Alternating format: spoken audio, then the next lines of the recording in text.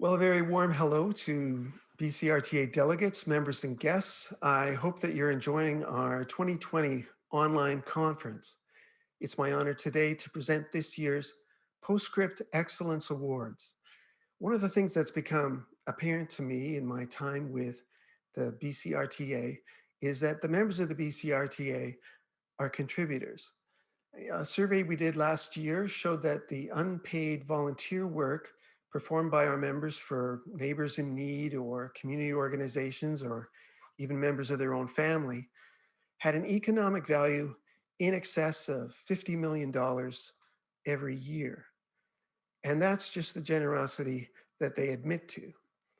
So it's really no surprise that our organization stands out from others for the quality of contributions that members make to the flagship publication of the BCRTA, PostScript Magazine. And today we honor all our contributors by naming a few who will receive the special recognition as winners of this year's PostScript Excellence Awards. The four issues that we're honoring today start with summer 2019 and go through spring of 2020. The first award we have today is the Sheila Gare Award for Best Personal Experience Article. This award is named for Sheila Gare, who continues on as a PostScript columnist and is past editor of PostScript, and we named this award after her due to her great contribution to our magazine and the lively writing that really is what we look for in these personal experience articles. The nominees for this year are Cheryl Halstead for her article Paddles Up, Norman and Judy Gletto, Moving to a Plant-Based Diet, Ralph Martin for Graduation Day, Linda Grace Phillipson for her book review Boulder, Lynn Hodge for Time for Uke, David Sackville for Finding the Fourth, and Terry Green for Test Those Years. And the winner of this year's Sheila Gare Award for Best Personal Experience Article is David Sackville. I had a chance to talk to David. Here's our conversation. How are you, David? I am good, thanks, Tim. I see you've got some teaching material on the wall there behind you. I thought you were retired. What's going on? Well, we do have our grandchildren. We had them home from March on. So my wife and I, another retired teacher, we taught our two granddaughters in this little back room. Well, that's fantastic. What a great privilege to have that with your own grandchildren, and great for them that they can get spoiled and get educated all at the same time. That's right. But I'm glad they're back in school now. Yeah. I'm it. Well, we're here to talk about your article, Finding the Fourth, which described the process that you've gone through in dealing with the loss of your friend, Derek Bennett, who you worked with for 20 years. And it was a really heartfelt article. Really talked about the relationship you built. I wonder if you could, talk a little bit about what it's like to work with someone for that long and in a professional relationship that becomes very personal. Yeah, no, for sure. The article itself, I did try to keep it more generic than anything. I did have to talk to his wife and his children later and sort of explain that it wasn't a tribute to him as much as the whole, just the experience of losing someone, that you are so close with. So I didn't do as much of a tribute to him, but yeah, with Derek, I mean, it just grew over the years. He and I just seem to have the same quirky sense of humor, and every conversation would turn into a bet, and I'd always lose. Well, with me, but that's just who he was, and I miss that. I miss that a lot, and I'm still in communication with his son, his grown son, and we talk about that. He was quite a sports fan, so we still talk about the Canucks and some of the NFL football, and Yeah, no, you know, I guess it's at the age where we're starting to lose friends, and you know, I'm finding it quite difficult. I'm finding it very difficult. It seems to hit pretty hard for some reason. I'm not sure why, but yeah, Derek was one that you just never think that's going to happen, and it was difficult. Yeah, well, you do address that sense of loss quite beautifully in your writing there. I found even just your comment of when do you take someone out of your contact list, that name shows up and it stirs up all those emotions every time. And Well, I'm sure the same thing's happening. to delete it, I mean, you're almost deleting him out of your life. Our communications committee every year has been marking contributors to PostScript Magazine with our PostScript Excellence Awards. And the Sheila Gare Award is named after Sheila Gare, who is so important in building up our magazine. And she had that wonderful personal style. So we've named the award for the best personal experience article the Sheila Gare Award. And I do think it is a tribute to your friend, and it's certainly a tribute to your affection for him and your commitment to share your experience with your colleagues, that you have been named the winner of the 2020 Sheila Gare Award, the PostScript Excellence Award for Best Personal Article for your article. The winner. Oh, my. Well, thank you very much. I was told it was a little bit of a final selection committee. And I was going to say, you know, people, I always see them on the Academy Awards saying it's just an honor to be selected, and I always thought that was nonsense. But it is true. It was an honor to be selected. But well, I appreciate that. Thank you very much. That's quite an honor. You know what, it is for Derek. It just came from within, thinking about him, and I sat with it for at least a year and a half, and worked and wrote and thought about it, and got up in the middle of the night and jotted some more things. And I've heard it said that part of helping grief come full circle is to find a way to express your gratitude for who that person always will be to you. And I think your article goes a long way to show that. Well, thank you so much, David. Thank you so much for sharing your story with our readers. I know it is very much appreciated. Our next award is for Best Travel Article. Our nominees this year are Gary Litke for Sahara by Camel, Roberta Huber, Albania's Ancient Roads, David Sims, Ladakh, Beacon at the Top of the World, Gord Giacomo, Lisbon, Home of Fado, Laurie Williams, Route des Vins, Christine Sanders, On the Chemin de Saint-Jacques, and Gord Giacomo for Lviv. This year's winner for the best travel article is Christine Sanders. I had a chance to catch up with Christine the other day. Here's our conversation. Well, I'd like to welcome Christine Sanders to our broadcast today. Hi, Christine. Hi, Tim. Good to have you here. We're here to talk about an article you wrote for PostScript about an adventure in your life on the Chemin de Saint-Jacques. I'll connect it to the Camino, the Compostela trail that most people are familiar with, because it's actually just part of the same trail. Right. But I didn't know that.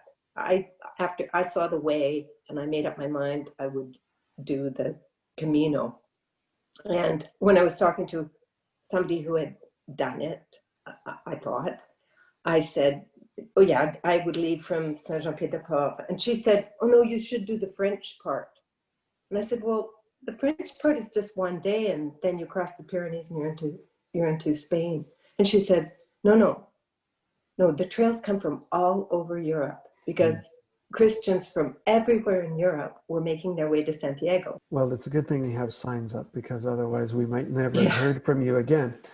And now, one of the things that I liked about your article is it started off on a kind of humorous note, where you were appealing to your partner to see if perhaps there'd be participation, but it turned out not to be the case. No, I said, would you like to do this walk with me? You know, it's going to be my retirement project and I'm so excited. And would you like to do it? And he said, I'd rather have surgery, which was a clear no. Yeah, and there's quite a waiting list for that. So, but I thought I'd go with a group, a travel group, where they carried your bags and you always knew where you were staying. And again, it was this friend who'd done it on her own who said, you don't need that. And I said, oh, yes, I do. It scared me, the idea of doing it all alone and not sort of knowing where you're staying ahead of time, just kind of going day to day. But she said, no, you can do that. You can do that. And she kind of convinced me I could. And I'm so glad I did it that way. well, it turned out not to be a very solitary experience from what we read. Yes, exactly. And perhaps because I was alone, in fact, I would say definitely that was the case, that you're more likely to meet people. Having said that, everybody's so friendly on those trails. You could not meet people. But I was alone, and every night you'd arrive in Spain they're called albergues. In France they're called gîtes d'étape. And every night I'd arrive at my gîte d'étape, wherever I was staying, and you're in a dormitory room and people are doing the same thing you are, and you all sit down at a communal table and have dinner together, and you are fast friends at the end of the first evening. And then of course the same people keep turning up. Some go faster, some are slower, some drop off. But very often you'll run into these same people again and again. And so there's this kind of immediate, intense friendship with them.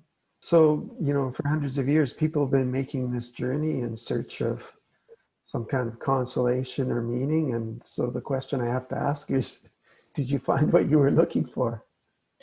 Well, I didn't know what I was looking for when I went, because I thought, well, I don't really have there's nothing really terribly wrong with my life. I wasn't consciously looking for something, but I would say, yes, I did. I don't think you can walk on an ancient path like that without feeling some kind of spirituality. There's ghosts all around you. It also gave me such a sense of I can do this, and so I can do other things, because retirement, I think, for so many of us it's a mixed. You've really mixed. I certainly had mixed feelings when I was retiring, because I really enjoyed my job. I felt kind of young to retire, but I did want to move on. I wanted to do other things. And so what this walk kind of showed me is that I could do things. I could do new things. I could take it on, and I could do things I'm scared of, and get through it. Wonderful, wonderful. Well, one of the things that our readers love about PostScript Magazine, and it's certainly a joy for me to be part of putting together, are the adventures that people undertake and share with their colleagues, going all around the world, but also within themselves, finding those new horizons within themselves. And so I think it's really fitting that you and I are talking today basically on those themes, and especially fitting because I'm happy to tell you that our selection committee has decided that clearly your article on the Chemin de Saint-Jacques is worthy to be named the winner of the PostScript Excellence Award for Best Travel Article. Really? Yes. Oh, You are our winner. That's wonderful. That's really exciting. Oh, I'm thrilled. Well, I'd love to tell you that it came with 2 tickets to anywhere in the world, but since you can't travel anyways, Couldn't go anywhere anyway. It's not that big a deal. But we're going to send you something in the form of congratulations. And I know I'll speak on behalf of all our members and all the readers of PostScript Magazine when I say thank you so much for sharing of your experience and your thoughts, and just the beautiful wordsmithing you did to describe that experience was that is wonderful. So kind. I have one more thing. When you asked me what I did I find what I was looking for.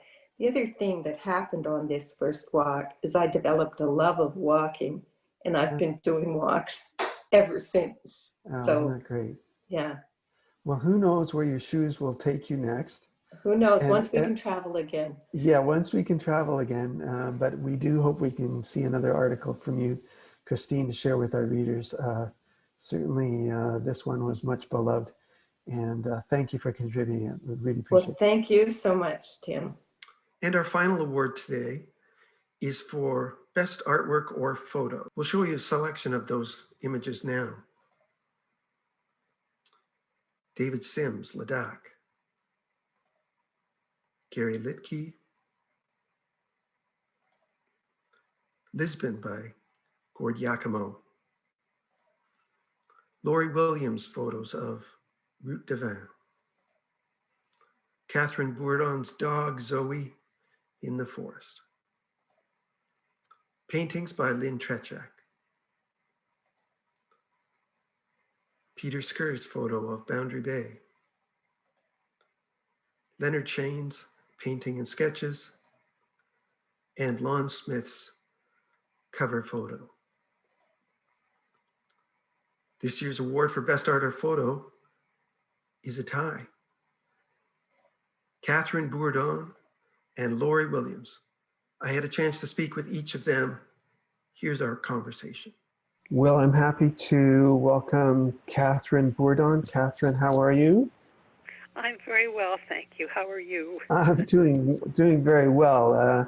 It's fantastic that we have a chance to talk. It has not been without its complications, as everything seems to be in today's world, but here you are. The photo you submitted was of Springboard Park, close to your house. That's correct. You go there regularly? We go there twice a day. We take her there twice a day because we live on a farm, on a highway, and although she's 9 years old, fortunately she's only crossed that highway 4 times, so we have to take her away from our environment to a safe place. And that is a safe place because there's also a river there that she can swim in, cool off in, and have a drink. Your photo is a co-winner. You and one other person have been awarded the prize for Best Photograph of the magazine. Oh, did you say we are co-winners? Yes, you and wonderful. Laurie Williams of New Westminster. So your dog is now doubly famous. She certainly is. Well, thank you so much. I'm just thrilled. Well, what next? I suppose we'll see what's next, what next mountain there is to climb for Zoe. Thank you so much for your submission, and Katherine, we really appreciate it, and congratulations on your win. Well, thank you so much, Tim, and it's been a pleasure speaking with you. Well, I'm very pleased to welcome Laurie Williams to our day here today. Hi, Laurie, how are you? I'm fine, thank you. I'm wondering if what's in that cup. I'm hoping it's just tea, and maybe some wine from It's the tea. Alsace. Oh, it is tea. Okay. Because Listen, I did bring back, I think 6 bottles of special wine because I have a vintner there. And because, you know, I was in Department of National Defense. I was in Lahr, Germany for 5 years. that's right. And so the photos that we're celebrating in this PostScript Excellence Awards are really of a region that you were returning to. In a way, you were kind of going back home, weren't you? It was a sentimental journey all the way. We used to go to Strasbourg, and that's where the Route de Vin starts, Weinstrasse. And we'd try to make it down to Colmar, and we'd wine test all the way down. We never made it. And when we'd start at Colmar and try to get up to Strasbourg, same thing. We'd had enough to drink, so we'd go home. So when you say you never made it, it wasn't really a comment on safety. It was a comment on sobriety, self-regulation. Yeah, that's good to hear. Well, Laurie, I am happy to tell you that even though they had a wealth of photos to look at, when they narrowed it down, they couldn't make a final choice. We had to award to two people, and one of them was Katherine Bourdon with her wonderful photo of her dog Zoe in the forest near Samo. But the other winner is you. Your photos of the Alsace have been awarded the PostScript Excellence. Oh, wonderful. That's just delightful. So I feel like we should be giving you a prize of, a shipment of baguettes or something like that. But I think we'll give you a nice certificate and a few croissants would be very nice. Croissants, yeah. The other thing I wanted to ask you about, Laurie, was the place you stayed. It actually has a connection to the magazine as well, doesn't it? Yes, it does. There was a little advertisement actually in the back page. And when I read it, I thought to myself, that's it, I'm going. It said, this house was available. And it's owned by this very delightful woman who is retired, I think, Coquitlam teacher, a French teacher, of course. And she's French, she's from there. And her auntie had left her a house in Paris, but she didn't like Paris very much.